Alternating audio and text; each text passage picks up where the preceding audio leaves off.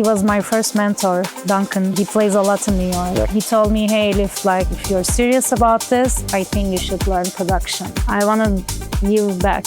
I started the label not to release my own music, but to release the music from the people who've been sending me music. So I was receiving a lot of music, and I think this was making my sets very special because people couldn't hear this music anywhere else. When they hear something for the first time and they love it, for me it's bigger pleasure than playing something they know. Yeah. I always say representation is very important. I decided and believed I could be a DJ when I saw other women on stage. When I worry I'm partying too much, and then I remember I'm the first woman in my bloodline to have this much freedom, I'm partying for the ones who couldn't. Can you go into that? This is one of the most fulfilling things I'm doing, I can say.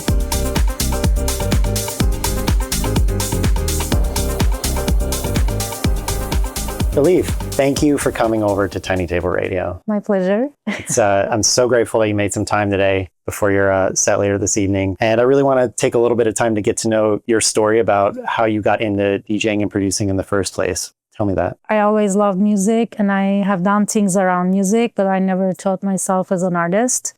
And when I was 30, what I was doing was like a lot of social media. My work was like writing a blog, doing like brand collaborations on Instagram, and I got really bored of it because it was changing all the time. And also all the people that started with me, like we were a few first people doing this as a job. And then I realized most of these people who I started with, they became like mothers, they became like mother bloggers. I'm like, what am I doing? And I realized, okay, I have saved enough money and I can follow a passion. And I started DJing. I really loved it. I was doing like mixtapes all my life. And I said, okay, now I have time and I am not feeling very passionate about the blog thing that was a passion before, but I feel very passionate about music, so I'm going to give it a go. That's how I started. Nice. And how long after that did you start producing? When I started, I was going a lot like to festivals, concerts, so I knew a lot of people in the scene, and I started like a promo assistant for a friend. So thanks to him, I could get a lot of like unreleased music, and I was sorting music for him. And he was my first mentor, Duncan. Yep. Maybe he plays a lot in New York. Yep. And he's an amazing guy. Yep. So he was like mentoring me, and he told me, hey, if you really want to do this as a job, like if you're serious about this, I think you should learn production. Because in the DJing world right now, like if you have your own music, you're going to get booked easier. That's how he put that in my mind, because like I said, I never saw myself as an artist, but I was trusting like my curation, my taste, but I never thought I could create. I like around 17, 18, I don't remember the exact year, but I went to Holland, and it was around Amsterdam dance event, and Duncan connected me with Camille as an amazing Ableton teacher who taught me Ableton. And that's how I started. And after that, it was just me begging people that I really love the music from to give me like private classes. Like if I really loved a lot of tracks from someone, I would like approach to them. I'm like, hey, would you like show me your workflow, how you do the sound design? And that's how I, picked up a lot of things from different people. With those workflows, any similarities, or was it any one person that you asked in particular who you resonated with the way that they did it and really? I mean, I have my own workflow, but I learn every time I do a collab or I get like a class or I watch a tutorial or something, I always learn new things. Also, every time I'm in the studio with someone and they can be a better musician, better producer, but they also learn things from me. Because especially in Ableton, like there's so many ways of doing things and you can get really creative. I always learn, and I'm actually really good with like shortcuts. And sometimes when I'm in the studio with other people, I'm like, why are you using mouse for that? Like, come on, let me show you the shortcut for this. There are so many shortcuts in Ableton. Yeah, so I'm always like changing my workflow. Sometimes I feel like, okay, I've been working a lot like this, let's shake things up.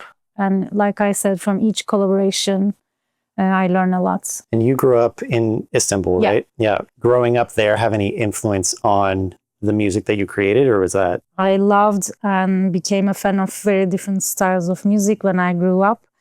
And I think we had a good scene in Istanbul, not only electronic, but I used to go to concerts from good indie rock bands. We have amazing concerts. We have amazing venues. They don't exist anymore. Like there used to be Babylon.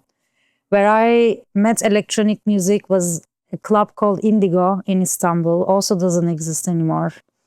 And yeah, there used to be Sumo Beach, which was amazing. And we had in the same weekend 5, 6 big artists playing different venues. And I think like 20 years ago, Istanbul was an amazing city in terms of culture.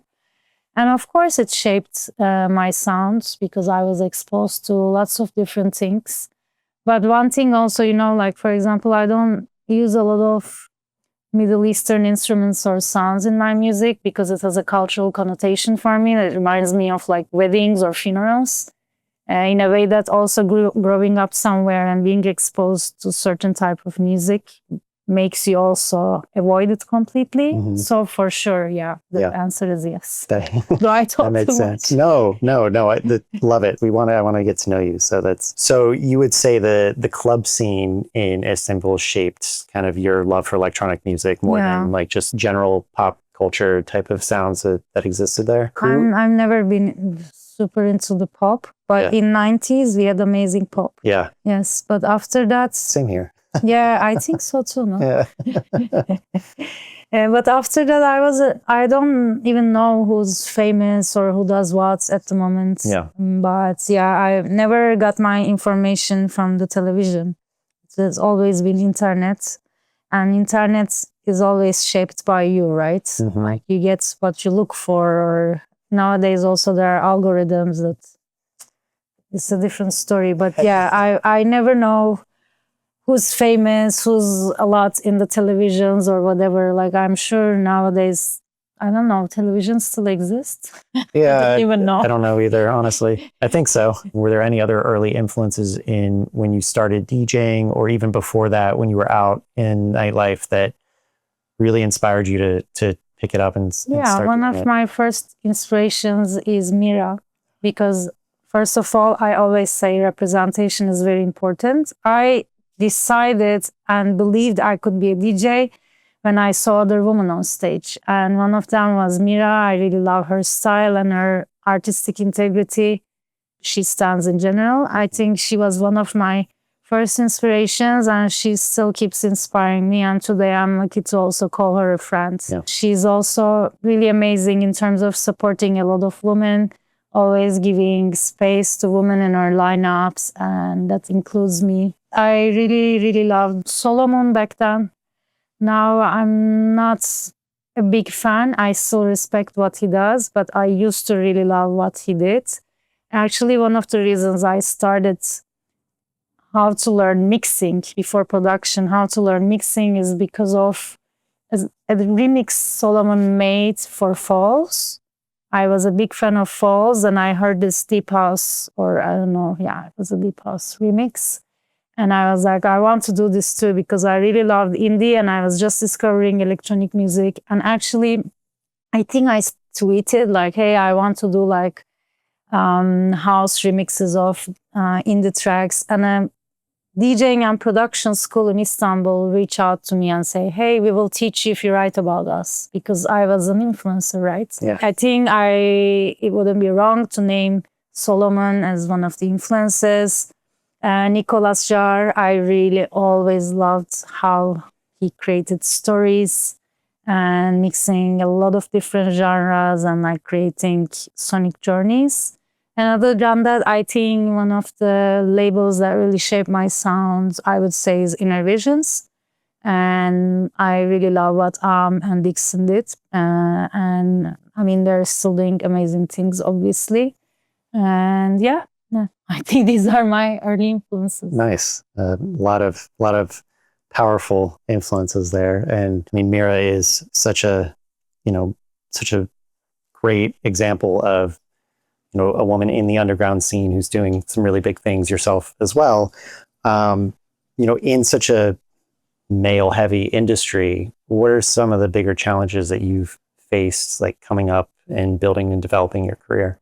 I mean, at the beginning, being a woman it helps you, because especially when I started, there weren't a lot of women. As you progress, you face a lot of like weird situations where literally the guy playing before you is trying to show you how to do a transition, or You're kidding. no, it happened to me. And the mansplaining is real, it happens. Sure. And also there was one time I was in like a venue and I needed like a cable or something, like I don't even remember, but I needed a technician. And I asked, hey, can you guys send me like a technician? And the owner of the venue sent me another DJ from the lineup who was male, because he thought like I probably don't know what to do, but he would know. But actually he also didn't know, because we needed like a cable or something. Like, situations like this happen. And I also always feel like people assume that women don't make their own music, or women are performing in the venues because they're a woman. And I also, maybe people are afraid to talk about this, but they think it. And I hear it, and I always feel like I need like an extra push to prove myself. You know what I mean? Like, because I'm a woman, I always feel like, okay, I really do this. It's really weird. I hope it changes. Yeah. I was in the studio the other day with one of the artists I'm mentoring. He's a guy, and we even talk about this. Like, I want to hold the mouse, even like it's a collaboration. I don't want him to sit there. I want to be there sitting myself, because I think it's always in my head that people will assume that I don't make the music for some reason. There's a lot of like ghost production in the industry, but I think people always think women use them, but actually a lot of men as ghost producers as well. So I think maybe this is like a me thing.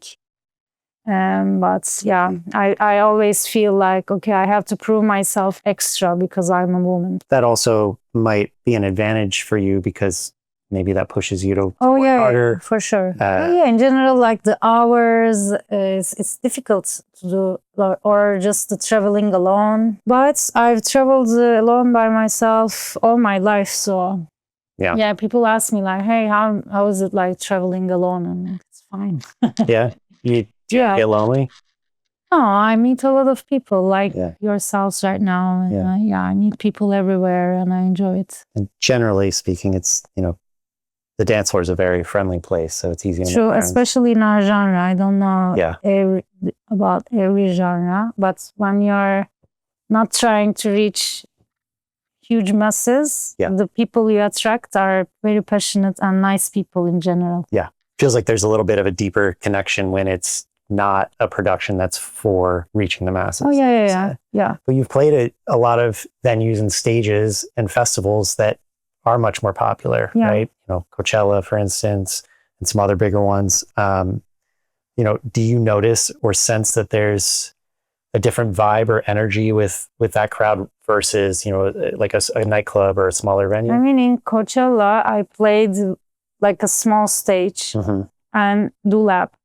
I know they have their own festival, like Lightning in a Bottle. So people who go to Coachella, maybe not all of them know electronic music, but some of them, they know this music and they appreciate electronic music. Nowadays, Coachella lineup is more and more electronic anyway, but I meant more like my more underground sound. And it's like, you're in a big, very commercial thing, but then you have a little corner, Dulap, that people go there who know it, So for me, it wasn't very different than playing any other venue, but it was a daytime show, so I kept it a bit more fun and happy. Yeah. Like, I change all the time what I play, according to where I am, but also I keep it very me. Yeah.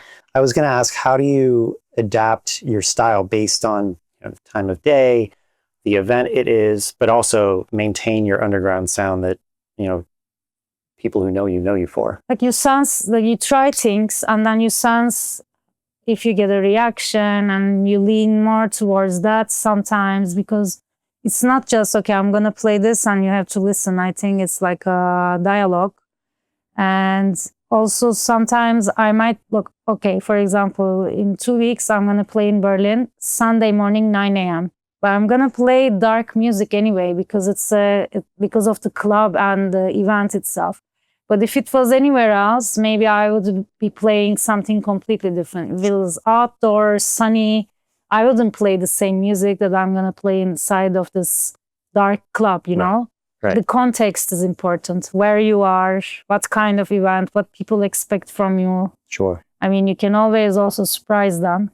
Yeah. Do you prep the same way for each set, even if it's different music? I don't prep for every set anymore. Only like if I'm going to be a bit out of my comfort zone, I do prep sometimes. But usually I, like, especially in the last 2 years after starting my label, I can say I'm exclusively playing demos. Like I receive a lot of music and I need to test them. Sure. And it made me realize, like, okay, if I only play the music that come to me, I'm playing something different than everyone else. Yeah. And that makes me me. And that's the sound of Marginalia in 2 years anyway. Right. So like I was sharing a set from 2 years ago that I played in Mia's birthday, because I'm playing like in a couple of weeks. And I realized all the tracks that I play came out in Marginalia after like 1 year, 2 years. So what I do before shows is like I download the demos, I put them in a demo testing folder. Then I also, when I finalize some music, if I receive the mix downs, I put them on my playlist. And I rarely go on Beatport to buy stuff. I recently found my own promo assistant to listen to the promos that come and do a little filtering for me. Nice. Because I really didn't have time to even check the promos in the last year. After the label is taking a lot of time. I'm sure. Yeah. I'm sure. Let's talk about Marginalia a little bit. Yeah. There it is. My baby. Yeah. So your baby is now 2 years old? Yeah. I have been receiving music from a lot of people before I had the label as well. And I love playing music that people don't know yet. Doesn't matter that it's unreleased or what, but like when they hear something for the first time and they love it, it's for me, it's bigger pleasure than playing something they know. So I was receiving a lot of music, and I think this was making my sets very special because people couldn't hear this music anywhere else. So I realized, okay, these guys are in their bedroom studios making this amazing music, and I'm out there playing it to like thousands of people, getting all the claps. I don't even pay for their music because they send it to me. I'm like, that's not working. I want to give back. You know, so I wanted to start a label, not to release my own music, but to release the music from the people who've been sending me music. What we try to do is also, you know, like sometimes we open their Spotify, Beatport, because it's their first release. And we also try to, you know, build their profiles a little bit. Like I mentor a lot of artists. I now manage 2. And as soon as I find some help, I want to sign 3 more artists. Nice. And yeah, I just love mentoring, you know, paying it forward. Yeah. And yeah, definitely. He's amazing. And yeah, I started the label to give a bit of, like, to share my spotlights with the real heroes that are in their homes, you know? Yeah. We also started with showcases so they can also come play. Nice. And yeah, this is one of the most fulfilling things I'm doing, I can say. That's great. Yeah, you're lighting up talking about it. That's so great. And the description on Spotify that I looked up, the most recent description says for the Marginalia label, a magical land where the human imagination is allowed to run wild. Is that still accurate, you would say? Yeah, because it's because of the name of the label. You know, Marginalia is like these like margins next to the medieval books where people were drawing doodles and writing their commentaries on what they read. And, these doodles were also kind of crazy things that don't exist. This is also the inspiration for our artworks.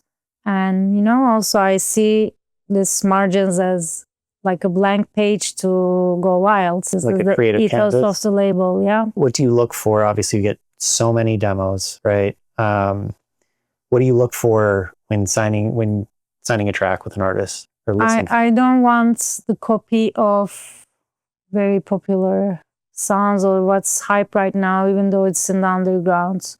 After signing some tracks with some similar qualities, I start receiving hundreds of those and I don't sign them anymore, obviously, because I'm always looking for something fresh. Is there still a vibe or an energy that you look for that's consistent throughout, even though you want a new I'm sure there is, but I don't know how to put it. I don't think we release just one style of music, but I feel like we are very dance floor oriented. So I sometimes receive amazing stuff, but I'm like, okay, but is this going to work on the dance floor? Yeah. I try to keep it more dance floor friendly. And even if sometimes we have music that is maybe a bit deeper than the usual dance floor stuff I play, but then we get remixes that make them more dance floor free, let's say. Yeah. The main criteria is that they sound good and they have some sort of originality and not just a copy of what big guys are playing, let's say. Sure. Have you signed any recently that haven't been released that are coming out anytime soon? We have 26 now closed already. Nice. Yeah. No, we actually start releasing more often because I am also sometimes having hard time saying no. And I'm very impressed that people are okay to wait like 1 year, 2 year, like the stuff we're like releasing today, I signed a long time ago. Sure. But I also feel like music is timeless.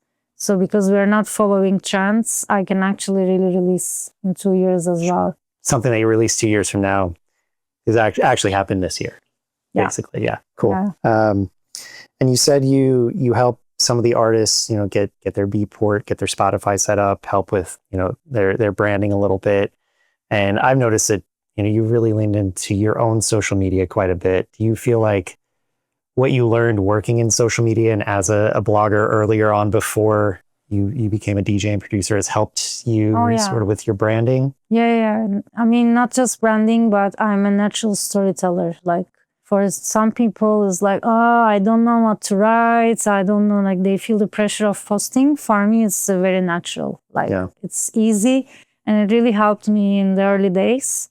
And like I said, I also left being a blogger because it was changing a lot and we depended a lot on numbers and algorithms. I'm like, okay, I cannot put my self-worth and my livelihood on something that keeps changing. Now I feel like more of an influencer than before. Now it's even more important like to create content and it can be exhausting.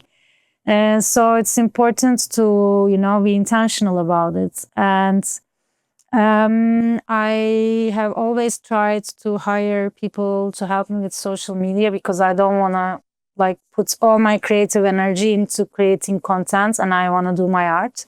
And I've hired several people, agencies in the past, and I've always had to fire them after 1 month because I know too well. And I know like when they're just doing a half-assed work, I'm like, okay, but I can do this myself. Yeah. You have to do this better. And finally, I found a group of people now that are helping me and they know what they're doing. Nice. So with them, I come up with ideas and they edit the videos for me. And that's why maybe you're seeing now a bit more of, these reels, like we do some memes. The straight to jail stuff. We're going to do some educational content. I'm going to tell my story. Before I didn't have any time to like edit these things. I've done a few things myself, but it took me hours. And I'm like, I really don't want to be dealing with this. Yeah. So now finally, after hiring and firing like, I don't know, 5-6 different people. I found the right people. And I think it's been 3 months. We now have our workflow a little bit. Nice. And I just come up with ideas. We bounce ideas and they did it for me. I still have a bit difficulty like talking to the camera. I'm a bit shy. Also, sometimes when I DJ, I just want to like put a hat on, like just hide in my corner.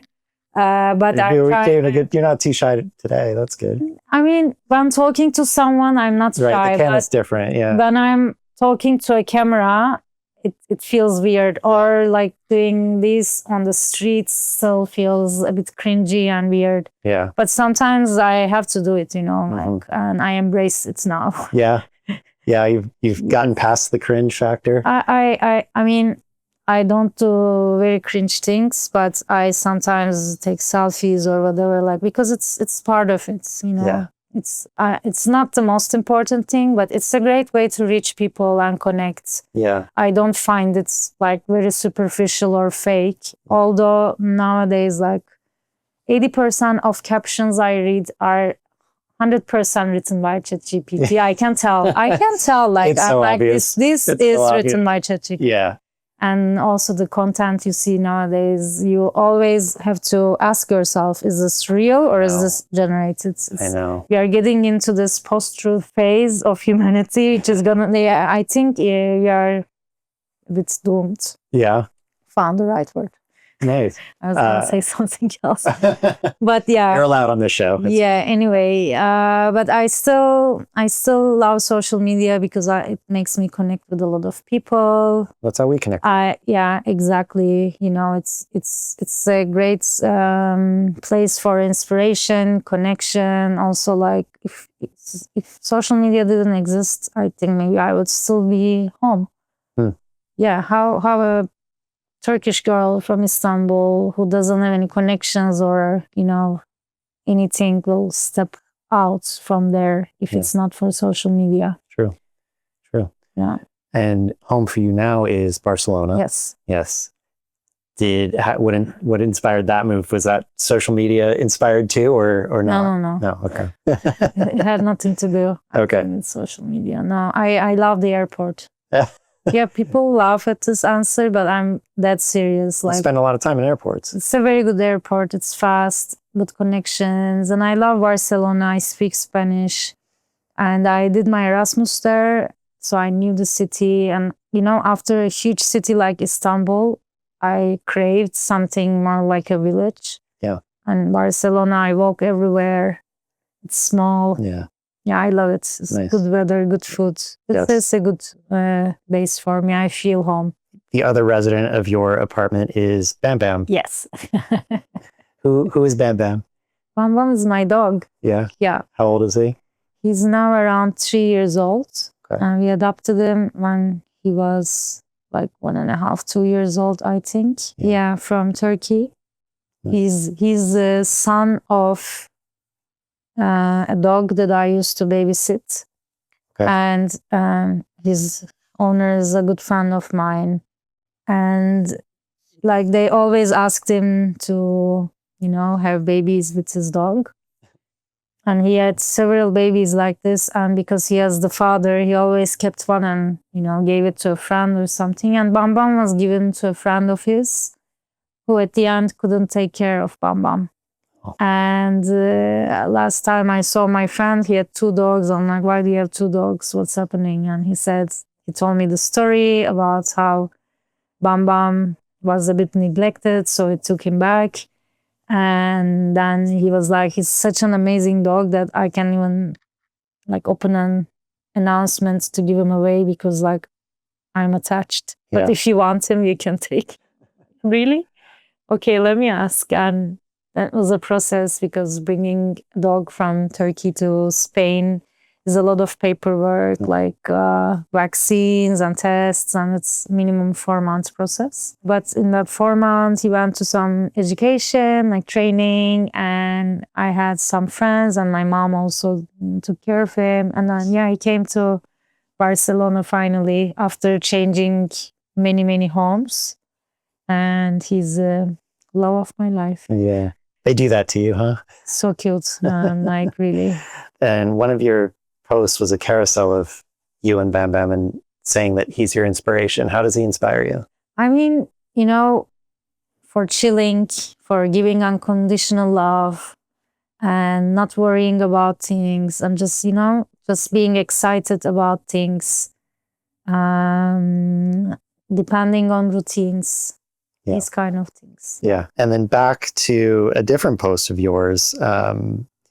One of your recent posts, and this kind of ties in with something I was asking you earlier, it's a reel and it has the text, "When I worry I'm partying too much. And then I remember I'm the first woman in my bloodline to have this much freedom. I'm partying for the ones who couldn't."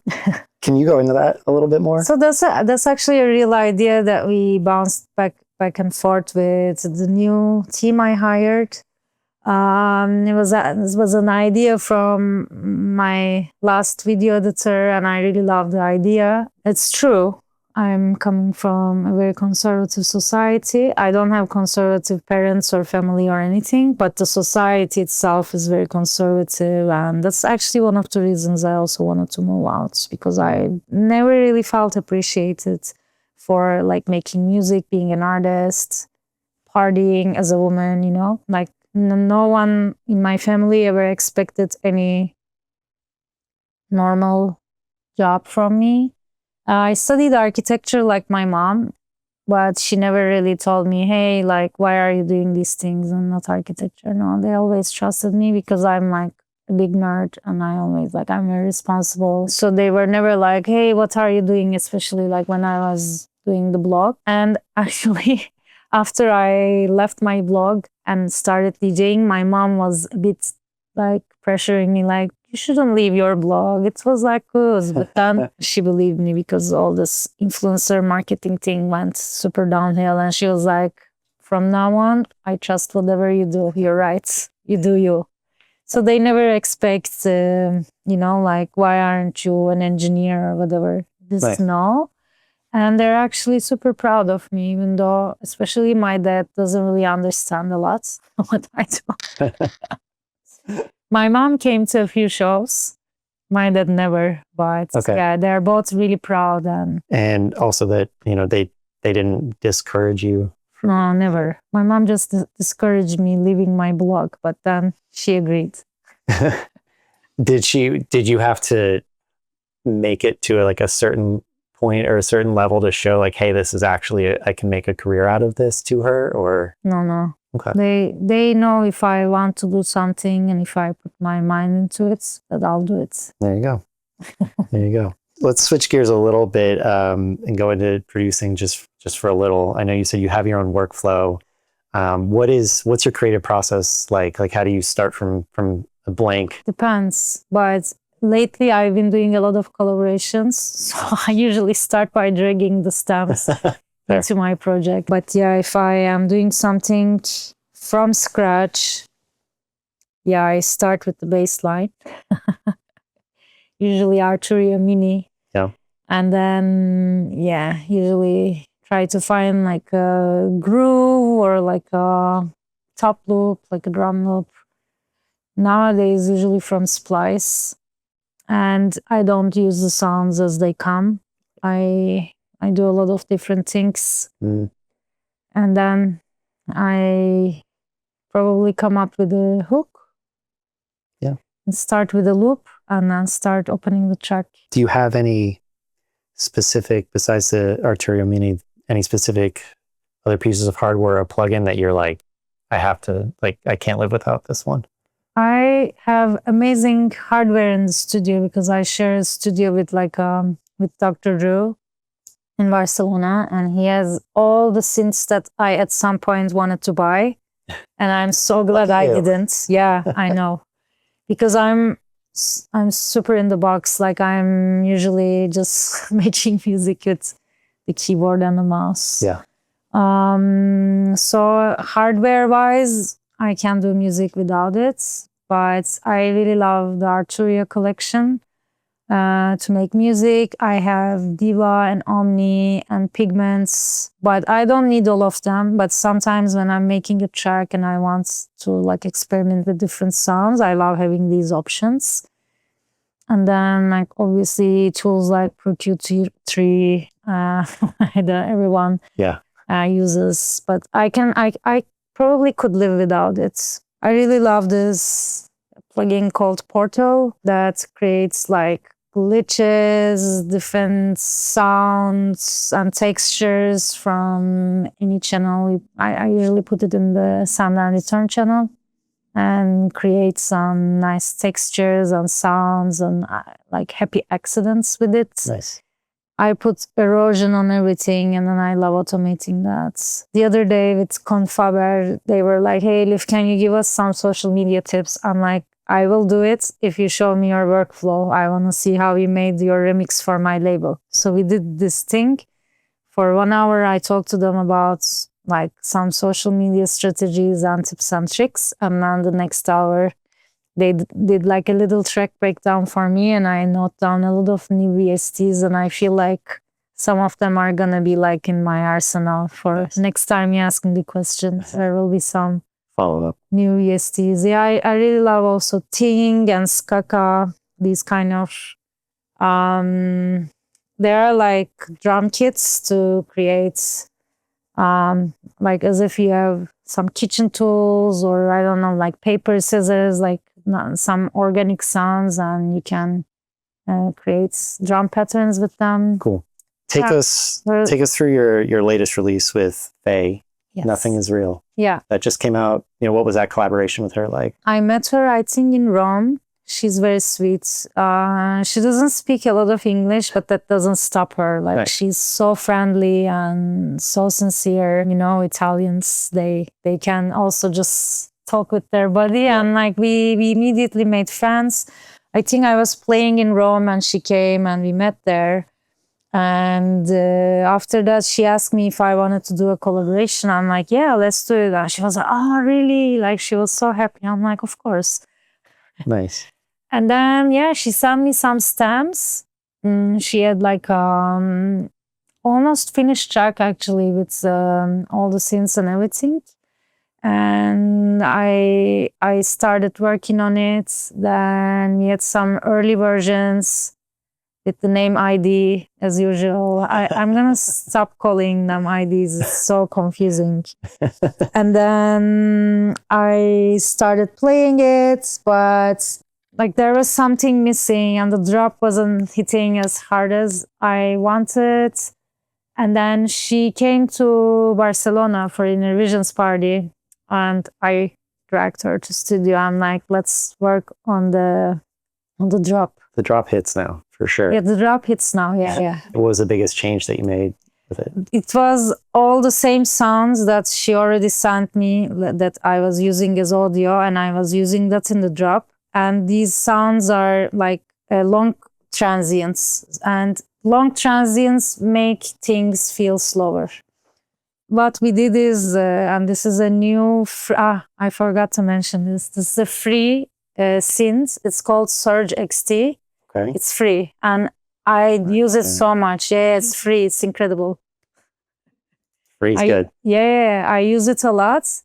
We use it there. And instead of staying in the same syncopation as the synth melody, we did triplets that are off the beat with a higher pitch sound. And that was the missing thing in the drop. Free plugin. Yes. That's all I needed. Thank you. It's very good, by the way. Yeah, Surge XT. Yeah. Please download it. I use it so much. You've been DJing, producing for a handful of years now, more than a handful of years. You've kind of played all these stages. You produce a lot of records. Knowing what you know now, what's one thing you would tell ELIF when she was just starting out as a DJ and producer? I mean, I just started doing a series about it, actually. Oh, yeah, I think, yeah. I remember that now, yeah. Yeah, I mean, I would keep everything more organized. Now with the 2 artists that I'm managing, I'm a bit like anal almost. Like I'm like, you have to have your Dropbox folder, you have to put the videos there, keep your contracts here, because I didn't have all of this. Also, even like having like a good document for all the shows that you play, keeping, I don't know, also being a bit more hands-on with everything you do. Like when you get signed by agencies and managements, you can be like, okay, they get a percentage and they do, but it's not a good idea. I think it's always good to know, first of all, what they're doing, maintaining like a relationship with the promoters, even though the booking is signed and finalized by your agency. I think it's very important to keep the personal relationship with the promoters. And also, I never really learned anything about like publishing, distribution, and knowing a little bit also like these things. Now I'm learning more: music licensing, syncing, these kind of things. I was not aware when I first started, and I think it's really important to know your rights, what you can do with it, and not just leave it to some management to handle for you. Sure. Yeah. And other than that, like I'm gonna be posting more about this. I don't really remember what other things I said about this, but yeah, I'm trying for my artists now. Hey, even just signing up for all the frequent flyer things for airlines, I'm telling them like, do it now, like put all your flights in there, because they start playing now a little bit and they get too tired after playing one weekend and you know 2 weekends, and they get tired. I'm like, imagine when you have to do this 3 times a weekend and you go to the airport and there's a huge line to wait. No, you don't want that. You want to get your miles and get your status, and you know, at least The line, yeah.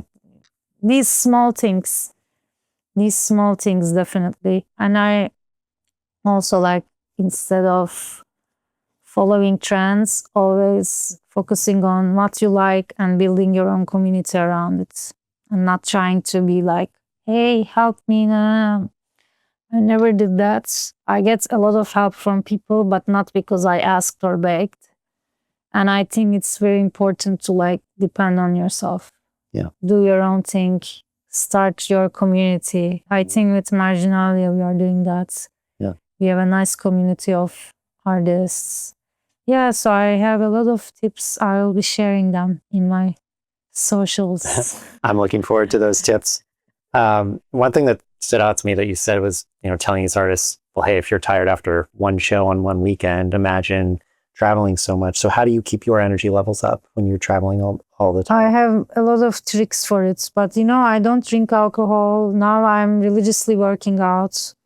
I have a trainer. I made it part of my routine to like, if I'm even though I'm traveling, I go to the gym. I was just at the gym before coming here. Yeah. It grounds me. And then I have like my little bag with decaf and caffeinated drinks. And, you know, I have to maintain, like, I don't even get jet lag anymore because I'm either pushing myself or arranging what time I will be sleeping. And I do this like back and forth between Europe and here at least 6-8 times a year. Like it's no joke. Yeah. And this is just between US and Europe. I also go to Asia sometimes, or Africa. So I think I mastered the time zones, but definitely like not drinking helps. Well, this has been really just a great conversation. I really appreciate you coming on. A couple more questions for you. Any releases, gigs, upcoming shows you have that you want to share? I have some remixes that I don't know the exact dates, but next year some new remixes are coming. One is Mira's new label, Mizi Music. And one is, you know, Adam Husa and Zeyada. There's like this Egyptian couple making live music. I already made 2 remixes for them. Nice. And now I made a remix for their label. It's called Sounds Cool. So these 2, and then I have some collaborations with Dr. Drew. I have some collaborations with Predex. He's also one of the artists I'm managing. He's He's releasing his first album this month in Marginalia, and we released already music together, some remixes and some originals. And now we have more music coming up together with Dr. Ru. I have some collaborations with like a bunch of people that I haven't signed yet, or I haven't even really sent to a lot of people yet. Like Lerm, I have Tanvin, Sebastian Duarte, I have Robin M.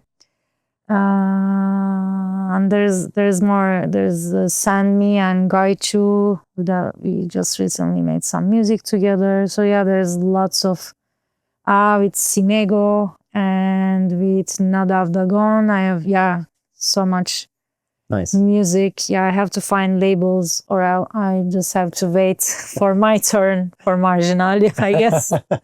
I don't want to cut in front of people just to release my own music. So yeah. Do labels often come to you at this point, or is it like they used to? Yeah, they used to. Like my first release is on Anjuna Deep. And they came to me. Now I'm seeing like, wow, that was strong. Now I realize it. And yeah, like especially for remixes, labels come to me, but not anymore. No. Yeah. I have to go to them now. So I understand also, like when I send someone a demo and if they don't reply me 2 months, I understand, because for me it's also the same. Like I receive so much music as a new label. I cannot even imagine like the big ones that have been in the scene for like 10 years, 20 years.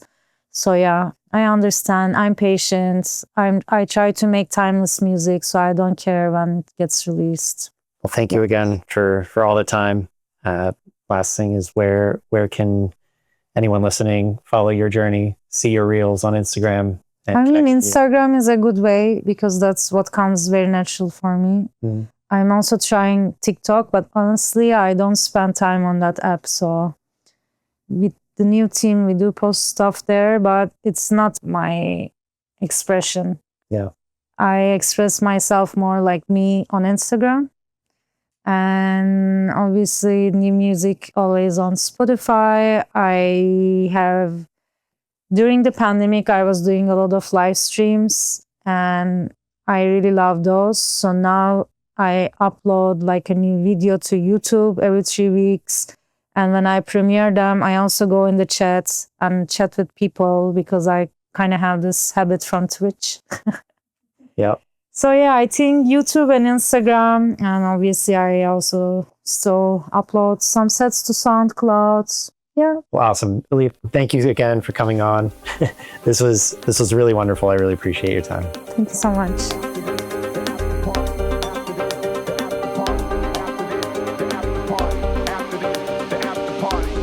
Thanks for listening to that latest interview on Tiny Table Radio. It would help a lot if you hit that subscribe button now so I can bring on more guests and keep this show going. So hit that subscribe button now and we'll see you next time. Enjoy the set.